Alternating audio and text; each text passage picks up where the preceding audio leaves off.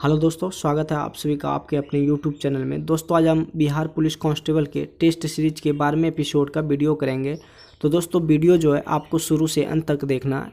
तो दोस्तों चलिए शुरू करते हैं। सबसे पहले जो आपके स्क्रीन पर क्वेश्चन है, क्वेश्चन आपके स्क्रीन पर है कि किसी तत्व का जो रासायनिक गुण होता है निम्नलिखित में कौन तय करता है। किसी तत्व के रासायनिक गुण निम्नलिखित में कौन तय करता है, तो आपका जो है इलेक्ट्रॉनों की संख्या जो है उसका रासायनिक गुण तय करता है। तो किसी तत्व का जो रासायनिक गुण होता है निम्नलिखित में कौन तय करता है, तो इलेक्ट्रॉनों की संख्या तय करता है। तो आपका ऑप्शन नंबर 1 जो है बिल्कुल सही है। अगले क्वेश्चन की ओर बढ़ते हैं। अगला क्वेश्चन आपके स्क्रीन पर, अगला जो क्वेश्चन है कि पेंसिल का जो लेड होता है वो क्या होता है। पेंसिल का जो लेड होता है वो दोस्तों ग्रेफाइट होता है। पेंसिल का लेड जो होता है वो क्या होता है, ग्रेफाइट। तो आपका ऑप्शन नंबर सी जो है बिल्कुल सही है। अगले क्वेश्चन की ओर बढ़ते हैं। कह रहा है कि दालें निम्नलिखित में किसका उत्तम स्रोत होती है। तो दोस्तों दाल में जो है किसका उत्तम स्रोत होती है, तो प्रोटीनों का जो है सबसे अधिक स्रोत किस में होती है, दालों में होती है। तो आपका ऑप्शन नंबर सी जो है बिल्कुल सही है। अगले क्वेश्चन की ओर बढ़ते हैं। अगला क्वेश्चन है कि निम्नलिखित में कौन सा तना जो है अपवर्तित भूमिगत तना है। कह रहा है कि निम्नलिखित में से कौन सा तना अपवर्तित भूमिगत तना है, तो आपका आलू जो है वो तना अपवर्तित भूमिगत तना है। तो आपका ऑप्शन नंबर डी जो है वो बिल्कुल सही है। अगले क्वेश्चन की ओर बढ़ते हैं। अगला जो क्वेश्चन है कि लाल चींटियों में निम्नलिखित में कौन सा अम्ल पाया जाता है। तो दोस्तों लाल चींटी में हमेशा फॉर्मिक अम्ल पाया जाता है। तो आपका ऑप्शन नंबर डी जो है वो बिल्कुल करेक्ट है। अगले क्वेश्चन की ओर बढ़ते हैं। अगला क्वेश्चन आपका जो जीके है कि सुख दुख में कौन सा समास है। सुख दुख में कौन सा समास है, सुख दुख में कौन सा समास है। तो सुख और दुख जहाँ पे दोस्तों अगर हाइफन का चिन्ह दिया रहे तो इस तरह का चिन्ह दिया जाए, और एक का दूसरा यानी कि अगर सुख रहे उसका विलोम शब्द दुख रहे तो वो हमेशा द्वंद्व समास होता है। तो दोस्तों आपका ऑप्शन नंबर बी जो है बिल्कुल सही है। अगले क्वेश्चन की ओर बढ़ते हैं। अगला जो क्वेश्चन है कि तहस नहस हो जाना मुहावरे का अर्थ क्या होता है। तहस नहस हो जाना मुहावरे का अर्थ क्या हो जाना, तो तहस नहस हो जाना यानी कि नष्ट हो जाना। आपका ऑप्शन नंबर डी जो है बिल्कुल सही है। अगले क्वेश्चन की ओर बढ़ते हैं। अगला जो क्वेश्चन है कि टोपी शब्द का बहुवचन रूप क्या है। तो टोपी शब्द का बहुवचन जो हो जाएगा टोपियाँ हो जाएगा। आपका ऑप्शन नंबर 1 जो है बिल्कुल करेक्ट है। अगले क्वेश्चन की ओर बढ़ते हैं। अगला क्वेश्चन आपकी स्क्रीन पर, निम्नलिखित में किसने तारिक ए मसूदी नामक पुस्तकें लिखी थी। निम्नलिखित में किसने तारिक ए मसूदी नामक पुस्तकें लिखी थी, तो आपका अबुल फजल मोहम्मद बिन हुसैन उल बैदकी ने लिखा था। कौन सी पुस्तक, तारिक ए मसूदी जो पुस्तक लिखी थी अब्दुल फजल ने लिखी थी। तो आपका ऑप्शन नंबर 1 जो है बिल्कुल सही है। अगले क्वेश्चन की ओर बढ़ते हैं। अगला जो क्वेश्चन है कह रहा है कि निम्नलिखित में किसने कॉर्केट वंश की स्थापना की थी। निम्नलिखित में किसने कॉर्केट वंश की स्थापना की थी, तो दुर्लभ वर्धन ने कॉर्केट वंश की स्थापना की थी। निम्नलिखित में किसने कॉर्केट वंश की स्थापना की थी, दुर्लभ वर्धन ने की थी। तो आपका ऑप्शन नंबर डी जो है बिल्कुल सही है। अगले क्वेश्चन की ओर बढ़ते हैं। कह रहा है कि जल के आयतन में क्या परिवर्तन हो गया यदि तापमान 9 डिग्री से गिराकर 3 डिग्री सेंटीग्रेड कर दिया जाए। यदि जल के आयतन में क्या परिवर्तन हो गया यदि तापमान 9 डिग्री से गिराकर 3 डिग्री सेंटीग्रेड कर दिया जाए, तो आयतन पहले घटेगा और बाद में क्या हो जाएगा, बढ़ेगा। तो आपका ऑप्शन नंबर सी जो है बिल्कुल करेक्ट है कि अगर तापमान 9 डिग्री से गिराकर 3 डिग्री कर दिया जाए तो पहले घटेगा और फिर बाद में क्या हो जाएगा, बढ़ जाएगा। तो आपका ऑप्शन नंबर सी जो है बिल्कुल करेक्ट है। अगले क्वेश्चन की ओर बढ़ते हैं। कह रहा है कि स्वचालित इंजनों हेतु निम्नलिखित में कौन सा हिमरोधी के तौर पर प्रयुक्त होता है। स्वचालित इंजनों हेतु निम्नलिखित में कौन सा हिमरोधी के तौर पर प्रयुक्त होता है, तो आपका एथिलीन ग्लाइकोल हिमरोधी के तौर पर प्रयुक्त होता है। तो आपका ऑप्शन नंबर बी जो है बिल्कुल करेक्ट है। नेक्स्ट क्वेश्चन की ओर बढ़ते हैं।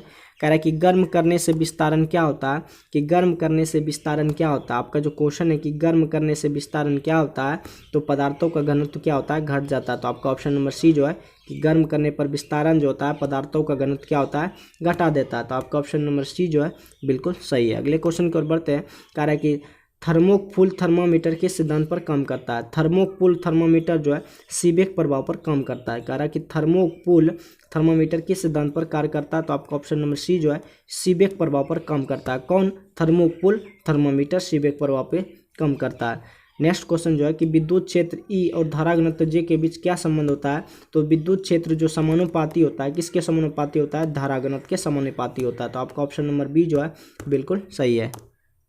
अगले क्वेश्चन की ओर बढ़ते हैं। अगला जो क्वेश्चन कह रहा है कि पी शक्ति वाले एन बल्बों को श्रेणी क्रम में जोड़कर एक निश्चित वोल्टेज सप्लाई से जोड़ा जाता है, तो इनके द्वारा ली गई कुल शक्ति कितनी होगी। कह रहा है कि पी शक्ति वाले एन बल्बों को श्रेणी क्रम में जोड़कर एक निश्चित वोल्टेज सप्लाई से जोड़ा गया है, इनके द्वारा ली गई कुल शक्ति क्या होगी, तो P/N होगी, P/N, जो कि आपका ऑप्शन नंबर बी जो है बिल्कुल सही है। नेक्स्ट क्वेश्चन की ओर बढ़ते हैं। अगला क्वेश्चन आपके स्क्रीन पर, अगला जो क्वेश्चन है कि लकड़ी का एक टुकड़ा जो है जल में तैर रहा है, जल का ताप बढ़ने पर लकड़ी का आभासी भार क्या होगा। कह रहा है कि लकड़ी का एक टुकड़ा जो है जल में तैर रहा है, जल का ताप बढ़ाने पर लकड़ी का आभासी भार क्या रहेगा, समान रहेगा। तो आपका ऑप्शन नंबर डी जो है कि जल का ताप बढ़ाने पर लकड़ी का आभासी भार क्या रहेगा, समान रहेगा। तो आपका ऑप्शन नंबर डी जो है बिल्कुल सही है। अगले क्वेश्चन की ओर बढ़ते हैं। कह रहा है कि जर्मेनियम के नमूने में गैलियम को अशुद्धि के रूप में मिलाया गया तो वे व्यवहार कैसा करेगा। कह रहा है कि जर्मेनियम के नमूने में गैलियम की अशुद्धि के रूप में मिलाया गया तो व्यवहार कैसा करेगा, तो पी टाइप अर्धचालक की तरह कार्य करेगा। अगर जर्मेनियम के नमूने में गैलियम की अशुद्धि के रूप में मिलाया जाता है तो वो किस तरह का व्यवहार करता है, तो पी टाइप अर्धचालक की तरफ व्यवहार करता है। तो आपका ऑप्शन नंबर बी जो है वो बिल्कुल करेक्ट है। नेक्स्ट क्वेश्चन की ओर बढ़ते हैं। नेक्स्ट क्वेश्चन जो है कह रहा है कि इलेक्ट्रॉनों के तापयानिक उत्सर्जन का क्या कारण है, तो इलेक्ट्रॉनों के तापयानिक उत्सर्जन का क्या कारण है, तो उच्च ताप है। तो आपका ऑप्शन नंबर सी जो है कि इलेक्ट्रॉनों के तापयानिक उत्सर्जन का जो कारण है वो क्या है, उच्च ताप है। अगले क्वेश्चन की ओर बढ़ते हैं। अगला जो क्वेश्चन है दोस्तों कि नीचे बेग समय ग्राफ मंदन ज्ञात कीजिए। तो इसका जो ऑप्शन नंबर डी है आप इसको सॉल्व कर लीजिएगा। आपका ऑप्शन नंबर डी जो है बिल्कुल सही है। अगले क्वेश्चन की ओर बढ़ते हैं। गेहूं की खेती के लिए कह रहा है कि गेहूं की खेती के लिए निम्नलिखित में कौन सी परिस्थिति समुच्च और आवश्यक है। तो दोस्तों मध्यम ताप और मध्यम वर्षा होना जरूरी है। किसके लिए, गेहूं की खेती के लिए मध्यम ताप और मध्यम वर्षा का होना जरूरी है। तो आपका ऑप्शन नंबर ए जो है बिल्कुल सही है। नेक्स्ट क्वेश्चन की ओर बढ़ते हैं। नेक्स्ट क्वेश्चन आपके स्क्रीन पर निम्नलिखित में कौन सी फसल जो है बराक घाटी में महत्वपूर्ण फसल है। निम्नलिखित में कौन सी फसल जो है बराक घाटी का महत्वपूर्ण फसल है। तो आपका जो चाय की खेती है वो बराक घाटी की महत्वपूर्ण फसल है। तो आपका ऑप्शन नंबर बी जो है वो बिल्कुल सही है। अगले क्वेश्चन की ओर बढ़ते हैं। अगला जो क्वेश्चन है कि लहसुन की अभिलाक्षणिक गंध का कारण क्या होता है, कि लहसुन की अभिलाक्षणिक गंध का कारण क्या होता है। तो लहसुन में जो अभिलाक्षणिक गंध होता है वो सल्फर यौगिक के कारण होता है, जो कि आपका ऑप्शन नंबर बी जो है वो बिल्कुल करेक्ट है कि लहसुन की अभिलाक्षणिक जो गंध होता है वो किसके कारण होता है, सल्फर यौगिक के कारण होता है। अगले क्वेश्चन की ओर बढ़ते हैं। अगला जो क्वेश्चन है कि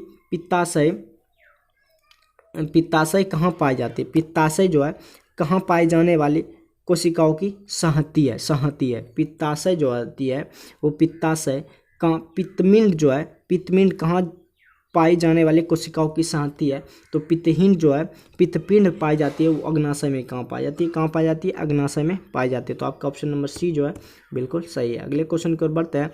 कह रहा है कि लौंग के तेल का निम्नलिखित में कौन सा एक प्रमुख घटक है। लौंग का जो तेल होता है निम्नलिखित में कौन सा एक प्रमुख घटक है। लौंग तेल का एक जो प्रमुख घटक है वो यूजेनॉल है। क्या है, यूजेनॉल। लौंग के तेल का जो निम्नलिखित में कौन सा एक प्रमुख घटक है, तो यूजेनॉल, जो आपका ऑप्शन नंबर बी जो है बिल्कुल सही है। अगले क्वेश्चन की ओर बढ़ते हैं। अगला जो क्वेश्चन है कि निम्नलिखित में किस एक का अधिकतम ईंधन मान होता है, निम्नलिखित में किस एक का अधिकतम ईंधन मान होता है। तो हाइड्रोजन गैस का अधिकतम ईंधन मान होता है। तो आपका ऑप्शन नंबर ए जो है वो बिल्कुल सही है। अगले क्वेश्चन की ओर बढ़ते हैं। कह रहा है कि समदाव रेखाओं को दर्शाने वाला दैनिक मौसम मानचित्र उदाहरण है किसका, तो समान रेखा मानचित्र का। कह रहा है आपका ऑप्शन जो है कि समान रेखाओं को दर्शाने वाला दैनिक मौसम मानचित्र उदाहरण किसका है, समान रेखा मानचित्र का। तो आपका ऑप्शन नंबर बी जो है वो बिल्कुल सही है। अगले क्वेश्चन की ओर बढ़ते हैं। अगला जो क्वेश्चन है कि वॉशिंग मशीन यानी कि कपड़ा धोने का जो मशीन होता है वो किस प्रकार करता है। तो दोस्तों दूध से क्रीम निकालने की मशीन, कपड़ा धोने की मशीन, ये सब अपकेंद्रन के बल, जो कि सेंट्रल के बाहर के बल लगता है उसे ही अपकेंद्रन बल कहते हैं। ये सब उसी के बल पर कार्य करता है। तो अपकेंद्रन, तो आपका ऑप्शन नंबर 1 जो है बिल्कुल सही हो जाएगा।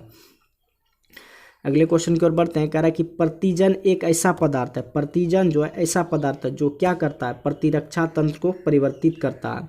कह रहा है कि प्रतिजन ऐसा पदार्थ है जो प्रतिरक्षा तंत्र को क्या करता है, परिवर्तित करता है। तो आपका ऑप्शन नंबर सी जो है वो बिल्कुल करेक्ट है। नेक्स्ट क्वेश्चन की ओर बढ़ते हैं। कह रहा है कि फीफा कप जो हुआ था, फीफा विश्व कप 2026 की मेजबानी का अधिकार किस देश ने जीता था। तो अमेरिका ने भी जीता और मैक्सिको ने भी और कनाडा ने। तो आपका ऑप्शन नंबर डी जो है बिल्कुल करेक्ट है कि फीफा विश्व कप 2026 की मेजबानी का अधिकार किस देश ने जीता, तो उपरोक्त सभी ने। आपका ऑप्शन नंबर डी जो है बिल्कुल सही है। अगले क्वेश्चन की ओर बढ़ते हैं। कह रहा है कि भूपरपट्टी पर द्रव्यमान प्रतिशत के रूप में निम्नलिखित में कौन सा एवं सर्वाधिक मात्रा में पाया जाता है। भूपरपट्टी पर द्रव्यमान प्रतिशत के रूप में निम्नलिखित में कौन सा एवं सर्वाधिक मात्रा में पाया जाता है। तो ऑक्सीजन सर्वाधिक मात्रा में पाया जाता है। अगले क्वेश्चन की ओर बढ़ते हैं। अगला क्वेश्चन आपके स्क्रीन पर निम्नलिखित में कौन सा एक तारा जो है, निम्नलिखित में कौन सा एक तारा पृथ्वी के सर्वाधिक समीप है? तो सूर्य जो है पृथ्वी का, निम्नलिखित में कौन सा एक तारा सूर्य के सर्वाधिक समीप है? तो समीप है, तो आपका ऑप्शन नंबर सी जो है कि सूर्य जो है पृथ्वी के सबसे निकट है, तो आपका ऑप्शन नंबर सी जो है बिल्कुल सही है। अगले क्वेश्चन की ओर बढ़ते हैं। कह रहा है कि निम्नलिखित में क्या क्या गैर योजना व्यय के अंतर्गत आते हैं? तो आपका सब्सिडी भी आता है, ब्याज भुगतान भी आता है, रक्षा व्यय भी आता है। तब पिछली योजनाओं में निर्मित आधारित संरचना का अनुरक्षण व्यय एवं ये सब जो है गैर योजना के व्यय के अंतर्गत आते हैं, तो आपका ऑप्शन नंबर डी जो है बिल्कुल सही है। तो निम्नलिखित में क्या गैर योजना के अंतर्गत व्यय आते हैं? तो सब्सिडी, ब्याज भुगतान, रक्षा और पिछली योजनाओं में निर्मित आधारित संरचना का अनुरक्षण व्यय जो होता है, ये सब गैर योजना के अंतर्गत आते हैं। अगले क्वेश्चन की ओर बढ़ते हैं। कह रहा है कि पिछले हेड पंप से पानी पीने वाले लोगों को नीचे लिखे गए सभी रोगों को होने की संभावना सिवाय क्या है? कह रहा है कि पिछले हेड पंप से पानी पीने वाले लोगों को नीचे लिखे सभी रोगों होने की संभावना सिवाय कौन? फ्लूओरोसिस के कारण सिवाय सभी रोग होता है। कह रहा है कि पिछले हेड पंप से पानी पीने वाले लोगों को नीचे लिखे सभी रोगों के होने की संभावना है सिवाय हैजा की संभावना है, टाइफाइड की संभावना है, कामला की, लेकिन फ्लोरोसिस की संभावना नहीं है, तो आपका ऑप्शन नंबर डी जो है बिल्कुल सही है। अगले क्वेश्चन की ओर बढ़ते हैं। कह रहा है कि भारत में स्वतंत्रता प्राप्ति के बाद निम्नलिखित में किसने सुझाव दिया कि भारतीय राष्ट्रीय कांग्रेस को समाप्त कर दिया जाए? भारत में स्वतंत्रता प्राप्ति के बाद निम्नलिखित में किसने सुझाव दिया कि भारतीय राष्ट्रीय कांग्रेस को क्या कर दिया जाए? समाप्त कर दिया जाए। तो महात्मा गांधी ने यह सुझाव दिया था कि अब जो है भारत तो स्वतंत्र हो गया, अब भारतीय राष्ट्रीय कांग्रेस को क्या कर दिया जाए? समाप्त किया जाए। तो ये कथन किसने किया था? सुझाव किसने दिया था? महात्मा गांधी ने सुझाव दिया था। अगले क्वेश्चन की ओर बढ़ते हैं। अगला क्वेश्चन जो है कि पाक खाड़ी किनके बीच है? जो पाक खाड़ी है वो किनके बीच है? तो मन्नार की खाड़ी और बंगाल की खाड़ी के बीच है। पाक खाड़ी जो है मन्नार की खाड़ी और बंगाल की खाड़ी के बीच कौन सी खाड़ी है? पाक खाड़ी है। अगले क्वेश्चन की ओर बढ़ते हैं। अगला जो क्वेश्चन है कि ओजोन परत को विनाश के कारण निम्नलिखित में कौन सा रसायन है? ओजोन परत को विनाश का कारण निम्नलिखित में कौन सा रसायन है? तो दोस्तों ये क्वेश्चन हमेशा बार बार आता है, CFC क्लोरोफ्लोरोकार्बन जो है ओजोन परत के विनाश का निम्नलिखित कारण है, तो आपका ऑप्शन नंबर डी जो है बिल्कुल सही है। अगले क्वेश्चन की ओर बढ़ते हैं। कह रहा है कि 1868 में किसने जीव द्रव को जीवन का मौलिक अधिकार बताया था? कि 1868 में निम्नलिखित में किसने जीव द्रव को जीवन का मौलिक अधिकार बताया था? हेक्सले जी ने बताया था। आपका ऑप्शन नंबर डी जो है बिल्कुल सही है। अगले क्वेश्चन की ओर बढ़ते हैं।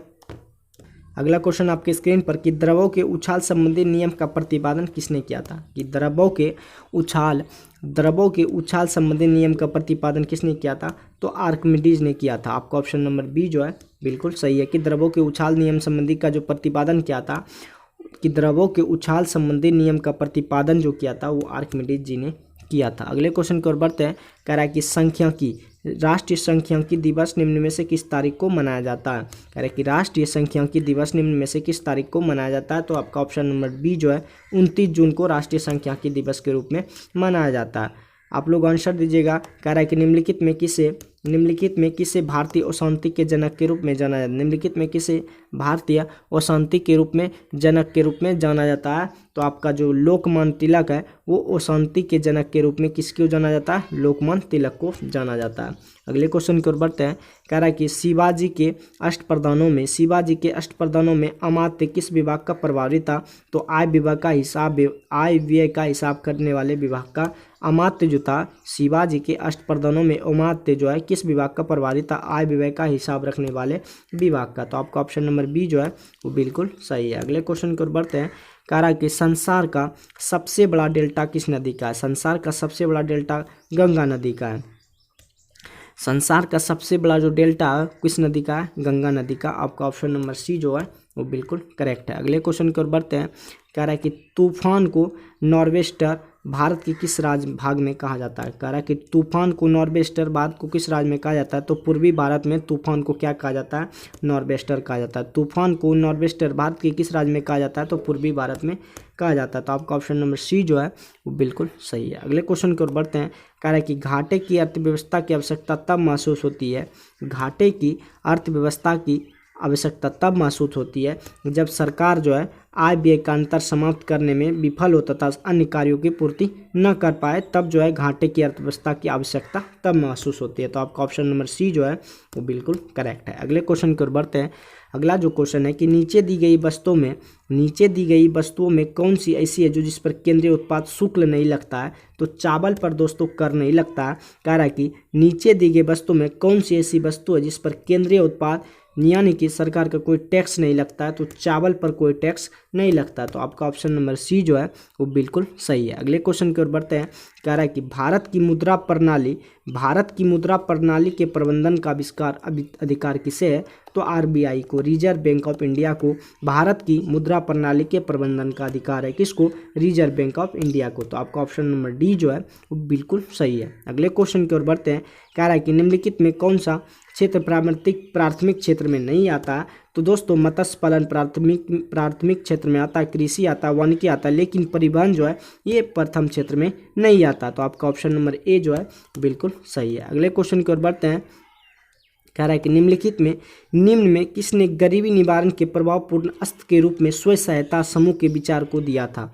कह रहा है क्वेश्चन कि निम्नलिखित में किसने गरीबी निवारण के प्रभावपूर्ण अस्त्र के रूप में स्वयं सहायता समूह के विचार दिया था? तो मोहम्मद यूनुस ने दिया था। तो आपका ऑप्शन नंबर सी जो है डी जो है बिल्कुल करेक्ट है। अगले क्वेश्चन की ओर बढ़ते हैं।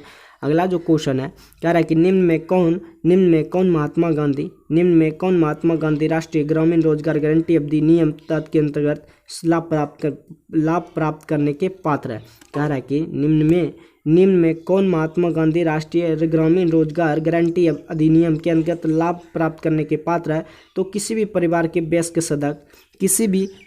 वयस्क सदस्य जो है महात्मा गांधी राष्ट्रीय ग्रामीण रोजगार गारंटी अधिनियम के लाभ प्राप्त करने के पात्र होंगे। तो आपका ऑप्शन नंबर डी जो इसमें है बिल्कुल करेक्ट है। नेक्स्ट क्वेश्चन की ओर बढ़ते हैं। नेक्स्ट क्वेश्चन जो है कि किसने कहा था निम्न में से किसने संविधान सभा को हिंदुओं को निकाय कहा था? निम्न में से किसने संविधान सभा को कहा कि हिंदुओं का निकाय कहा?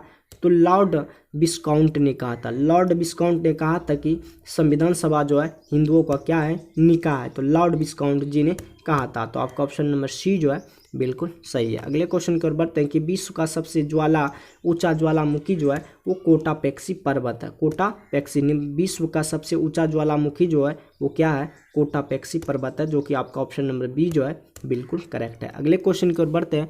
कह रहा है कि पुनर्जन्म किसका घातक है? पुनर्जन्म जो है किसका घातक है? कि पुनर्जन्म जो है किसका घातक है? तो दोस्तों आपका ऑप्शन नंबर जो बी है, प्रकृति में दिलचस्पी की पुनरावृत्ति जो है पुनर्जन्म घातक उसका, प्रकृति में दिलचस्पी की पुनरावृत्ति। तो आपका ऑप्शन नंबर बी जो है बिल्कुल करेक्ट है। अगले क्वेश्चन की ओर बढ़ते हैं। कह रहा है कि किस देश ने आपका जो क्वेश्चन है कि किस देश ने सर्वोच्च न्यायालय को विधायिका का तृतीय सदन माना जाता है? कह रहा है किस देश को सर्वोच्च न्यायालय को विधायिका का तृतीय सदन माना जाता है? तो संयुक्त राज्य अमेरिका को माना जाता है। कह रहा है किस देश के सर्वोच्च न्यायालय को विधायिका का तृतीय सदन माना जाता है? तो संयुक्त राज्य अमेरिका को माना जाता है। तो आपका ऑप्शन नंबर ए जो है बिल्कुल सही है। अगले क्वेश्चन की ओर बढ़ते हैं। कह रहा है कि भारत में आर्थिक उदारीकरण का प्रेरक किसे कहा जाता है? तो डॉक्टर मनमोहन सिंह को कहा जाता है। भारत में आर्थिक उदारीकरण का प्रेरक किसे कहा जाता है? तो डॉक्टर मनमोहन सिंह को कहा जाता है, जो कि आपका ऑप्शन नंबर सी जो है बिल्कुल करेक्ट है। अगले क्वेश्चन की ओर बढ़ते हैं। कह रहा है कि फोलिक अम्ल होता है जो फोलिक अम्ल किस धातु के अपचयन में सहायक होता है? कि फोलिक अम्ल जो होता है किस धातु के अपचयन में सहायक होता है? तो आपका जो ऑप्शन नंबर बी जो है फोलिक अम्ल जो है लोहा के धातु में अपचयन में सहायक होता है। अगले क्वेश्चन की ओर बढ़ते हैं। अगला जो क्वेश्चन है कि पाब्लो निकासो की कला शैली का क्या नाम है? कि पाब्लो पिकासो की कला शैली का क्या नाम है? तो आपका जो ऑप्शन बी है क्यूबिज्म है। क्या है? पाब्लो पिकासो की कला शैली का नाम क्या है? तो आपका ऑप्शन नंबर क्यूबिज्म है। तो आपका ऑप्शन नंबर बी जो है बिल्कुल सही है। अगले क्वेश्चन की ओर बढ़ते हैं। कह रहा है कि निम्न में कौन भारत में लाइन अधिकरण है? आपका जो क्वेश्चन है कि निम्नलिखित में कौन एक भारत में लाइन अभिकरण है? तो निदेशालय जो है आपका लाइन उपकरण है। आपका ऑप्शन नंबर 1 जो है बिल्कुल करेक्ट है। अगले क्वेश्चन की ओर बढ़ते हैं। अगला जो क्वेश्चन है कि ईख यानी कि गन्ना के पौधे प्राय कायिक प्रवर्धन द्वारा संवर्धित करने का कारण क्या है? तो आनुवंशिक गुणवत्ता बनाए रखना क्या होता है? संभव होता है। कह रहा है कि ईख जो होता है कि पौधे प्राय कायिक प्रबंधन द्वारा संवर्धित करने का क्या कारण है? तो आनुवंशिक गुणवत्ता बनाए रखना संभव होता है। तो आपका ऑप्शन नंबर बी जो है बिल्कुल सही है। अगले क्वेश्चन की ओर बढ़ते हैं। कह रहा है कि स्टेम सेल द्वारा किस प्रकार की कोशिका उत्पन्न की जाती है? स्टेम सेल द्वारा किस प्रकार की कोशिका उत्पन्न की जाती है? तो किसी भी प्रकार की कोशिका उत्पन्न की जाती है। किसके द्वारा? स्टेम सेल द्वारा किसी भी प्रकार की कोशिका को क्या की जाती है? उत्पन्न की जाती है। तो दोस्तों अगले क्वेश्चन की ओर बढ़ते हैं। अगला क्वेश्चन आपकी स्क्रीन पर मैथ है, तो आगे बढ़ते हैं। आगे जो आपका 76 नंबर क्वेश्चन है कि वकील का भाववाचक संज्ञा बताएं। कि वकील का भाववाचक संज्ञा बताएं। तो वकील का जो भाववाचक संज्ञा होता है दोस्तों आपका वकालत हो जाएगा। वकील का जो भाववाचक संज्ञा होता है वो क्या होता है? वकालत होता है। आपका ऑप्शन नंबर बी जो है बिल्कुल सही है। अगले क्वेश्चन की ओर बढ़ते हैं। कह रहा है कि शुद्ध वाक्य जो है चुने। तो शुद्ध वाक्य चुने। तो अमृतलाल के पिता का नाम क्या है? प्रेमचंद्र है, ये शुद्ध वाक्य है। जबकि अमृतराय के पिता का नाम प्रेमचंद्र, ये गलती है। अमृतलाल के पिता का नाम प्रेमचंद्र, गलती है। जबकि आपका ऑप्शन नंबर अमृतलाल के पिता का नाम जो है प्रेमचंद्र है, ये बिल्कुल सही वाक्य है। अगले क्वेश्चन की ओर बढ़ते हैं। विजातीय शब्द को चुने। विजातीय शब्द को चुने। तो गाय, बैल, घोड़ा। जबकि जो आपका ऑप्शन नंबर बैल घोड़ा सिंह अलग है लेकिन गाय अलग है, तो विजातीय इसमें गाय हो गया। आपका ऑप्शन नंबर ए जो है बिल्कुल सही है। आत्मीय शब्द का भाववाचक संज्ञा क्या होगा? तो दोस्तों आत्मीय शब्द का जो भाववाचक संज्ञा होगा वो आत्मीयता होगा। आपका ऑप्शन नंबर 1 जो है बिल्कुल सही है। अगले क्वेश्चन की ओर बढ़ते हैं। कह रहा है कि सही वर्तनी वाले शब्द का चयन करें। कह रहा है कि सही वर्तनी वाले शब्द का चयन करें। तो दोस्तों आपका ऑप्शन नंबर डी जो है कि औदार्य जो है वो बिल्कुल सही है। तो आपका ऑप्शन नंबर डी जो है बिल्कुल सही है। अगले क्वेश्चन की ओर बढ़ते हैं। कह रहा है कि सिराजदौल्ला ने 1756 में अंग्रेजों को हटाकर किस शहर पर अधिकार प्राप्त कर लिया था? सिराजदौल्ला ने 1756 में अंग्रेजों को हटाकर किस शहर पर अधिकार प्राप्त कर लिया था? तो आपका ऑप्शन नंबर सी जो है कलकत्ता में 1756 में सिराजदौल्ला ने शहर पर क्या कर लिया था? अपना अधिकार कर लिया था। तो आपका ऑप्शन नंबर सी जो है बिल्कुल सही है। अगले क्वेश्चन की ओर बढ़ते हैं। कह रहा है कि पेरिस शांति सम्मेलन में सेवर्स की सेंडर्स की संधि किसके साथ हुई थी? दोस्तों पेरिस शांति सम्मेलन में सेवर्स की संधि किनके साथ की गई थी? तो तुर्की के साथ की गई थी, जो कि आपका ऑप्शन नंबर डी जो है बिल्कुल करेक्ट है। अगले क्वेश्चन की ओर बढ़ते हैं। अगला जो क्वेश्चन है कि डायस में 3 कक्षीय हृदय होता है। कि डायस में 3 कक्षीय हृदय होता है। तो उभयचर में दोस्तों 3 कक्षीय हृदय होता है। तो आपका ऑप्शन नंबर 1 जो है बिल्कुल करेक्ट है। अगले क्वेश्चन की ओर बढ़ते हैं। अगला जो क्वेश्चन आपकी स्क्रीन पर कि भारतीय समाचार पत्रों के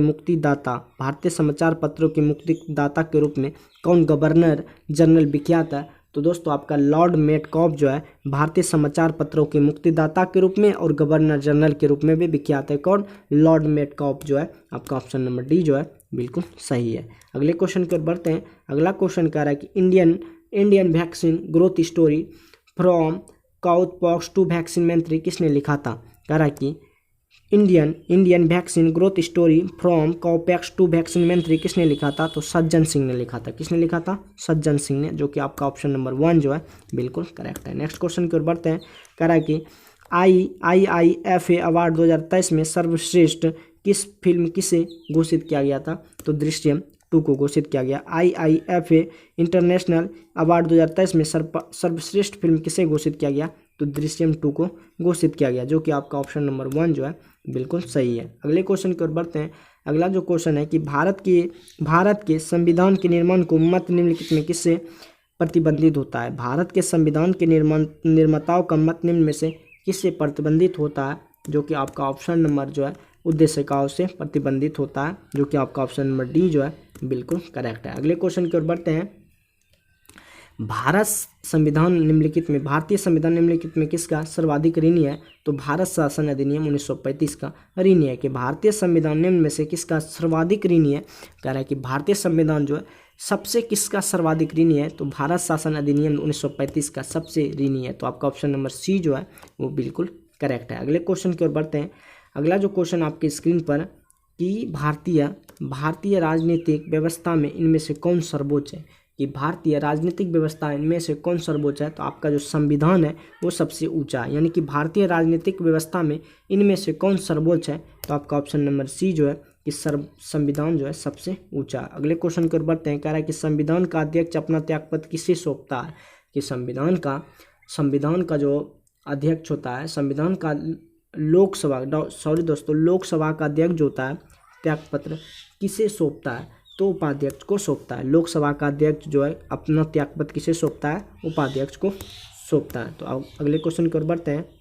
अगला क्वेश्चन आपके स्क्रीन पर कि लोकहितवाद मुकदमे की संकल्पना का उद्गम पेश क्या है? कि लोकहितवाद मुकदमे की संकल्पना का उद्गम पेश है यूएसए, जो कि आपका ऑप्शन नंबर ए जो है बिल्कुल सही है। अगले क्वेश्चन की ओर बढ़ते हैं। अगला क्वेश्चन आपके स्क्रीन पर निम्न में से किस एक की अध्यक्षता ऐसे व्यक्ति द्वारा होती है जो उसका सदस्य नहीं होता?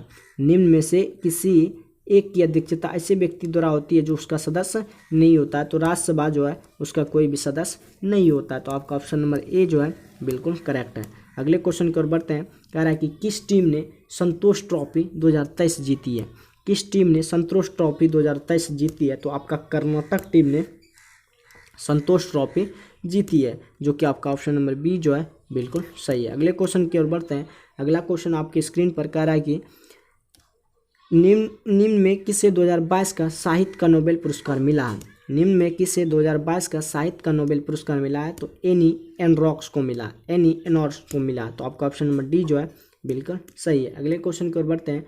अगला जो क्वेश्चन है कि वर्ष 2022 के स्वच्छता सर्वेक्षण में इंदौर कितनी बार भारत का सबसे स्वच्छ शहर बना है? तो 6वीं बार बना है। कह रहा है कि वर्ष 2022 के स्वच्छता सर्वेक्षण के में इंदौर कितनी बार भारत का सबसे स्वच्छ शहर बना है? तो 6वीं बार इंदौर जो है 6वीं बार भारत का स्वच्छ शहर बना, जो कि आपका ऑप्शन नंबर डी जो है बिल्कुल सही है। तो दोस्तों बिहार पुलिस कांस्टेबल के टेस्ट सीरीज का 12वें एपिसोड का वीडियो समाप्त होता है। दोस्तों अगर वीडियो अच्छा लगे तो अपने दोस्तों के साथ शेयर जरूर कीजिएगा। बाकी मिलते हैं नेक्स्ट वीडियो में, नेक्स्ट सेट लेके आएंगे। आज के लिए बस इतना ही। जय हिंद।